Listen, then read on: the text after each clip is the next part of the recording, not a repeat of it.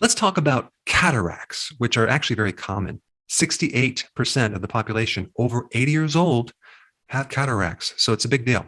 And cataracts are a problem with the lens of the eye, where the lens becomes opaque and you can't see through it.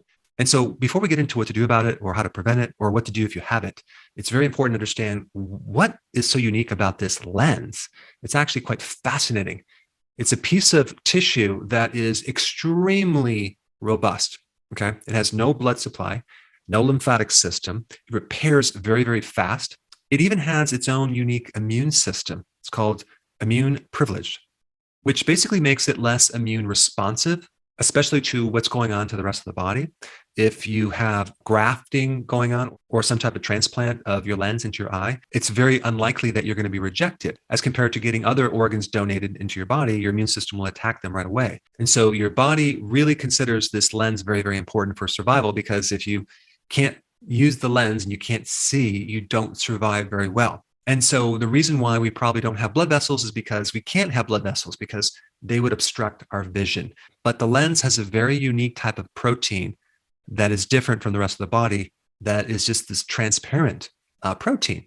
And the lens also is attached to a muscle that allows the shape of the lens to be changed.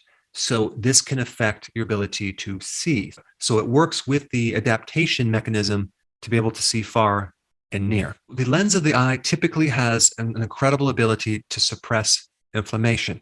So why do we get cataracts? The primary reason is something called glycation. Okay, glycation is a term to describe the combining of sugar with a protein or the combining of sugar with a fat. When that happens in the body, this protein becomes unusable. And so the more that this glycation occurs in the lens of the eye, the more problems you're going to have. And this is why diabetics are way more at risk for cataracts than the rest of the population, because they constantly have a higher amount of sugar running through their bloodstream.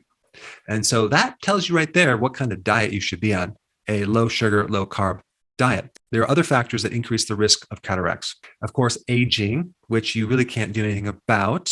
The chronic use of steroids, like in prednisone, things like that. If you think about steroids in general, what that does is that puts your body into a state where you're going to be using a lot more sugar. So steroids can easily make you a diabetic because they raise your blood sugar. So that could be the mechanism with that. But also steroids cause the immune system to be paralyzed, and they shut that down and they get rid of all inflammation. And so that can negatively affect the person if they have this chronic exposure to steroids or even stress, because when you go through stress, you have high levels of cortisol. Other things like alcohol, smoking, and even exposure to microwaves. So if you're cooking with the microwave and you're looking in the microwave, or you're around where that those microwaves are going into your eye, that can destroy proteins in your lens as well. And the smoking and the alcohol and the junk foods and the chemicals and all that over time can create a lot of oxidation. Now, the lens of the eye has a lot of protection against oxidation because it has a lot of antioxidants. It has a tremendous amount of glutathione. So then that brings up this topic of oxidative stress. What is oxidative stress?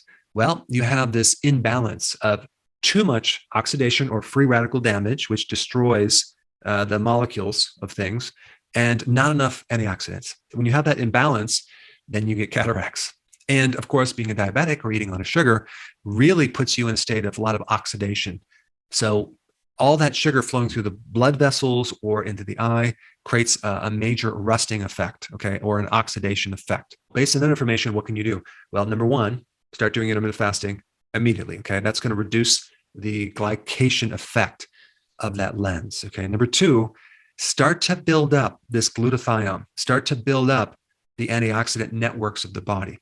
Of course, at the same time, also limit the amount of oxidation in things that are creating free radical damage, and that would be like the smoking, the junk food, the exposure to sugar, which I've already mentioned. But as far as these antioxidants go, to build up glutathione would be very, very smart. So how do we increase glutathione in the body? Well, if you start eating foods high in sulfur, that's going to be a big step in the right direction. That would be all the, like the cabbage, the Brussels sprouts, the radish, the broccoli, all the cruciferous vegetables. And you do want a good percentage of those vegetables raw, because of the enzymes and antioxidants, which are greatly affected by heat. So with those vegetables, the ones that you can eat raw would be a lot better than the ones that you're going to steam or cook. So like big salads with maybe microgreens or sprouts and other leafy greens would be very, very beneficial, because the leafy greens also contain lutein and zeaxanthin, which are two very powerful phytonutrients to help not only prevent cataracts, but also macular degeneration. Lutein and zeaxanthin also is in egg yolks. Okay, so egg yolks are really important too. But the deep leafy green vegetables are very important to build that up, as well as building up your glutathione. Some other things that will help you build up glutathione are selenium, vitamin C, vitamin E, zinc, and another compound called NAC, which helps glutathione be replenished. So the question is going to be, well, are these remedies going to actually cure? And the answer is, it really depends. It depends how bad it is, how long you've had it, your repair mechanisms, but it can't hurt. And if you take it and it doesn't work, at least it's not going to create side effects. Maybe you can create benefits in other parts of your body. But the point is, I'm trying to give you the big idea of the mechanism, what you should start eating on a regular basis, what you should start including in your supplements, and a greater understanding what causes this problem in the first place. Now, there's two other vitamins that are also very important, and I've talked about these in other videos. B1, which is thiamine, and vitamin B2, which is riboflavin. And these two vitamins also not only act as an antioxidant, but they found that if you're deficient in these two vitamins, your risk for getting cataracts are much greater. Now, since we're on the topic of antioxidants and oxidation and glycation, if you haven't seen this video on what to eat to actually minimize this glycation from your blood sugars, I put that video up right here. Check it out.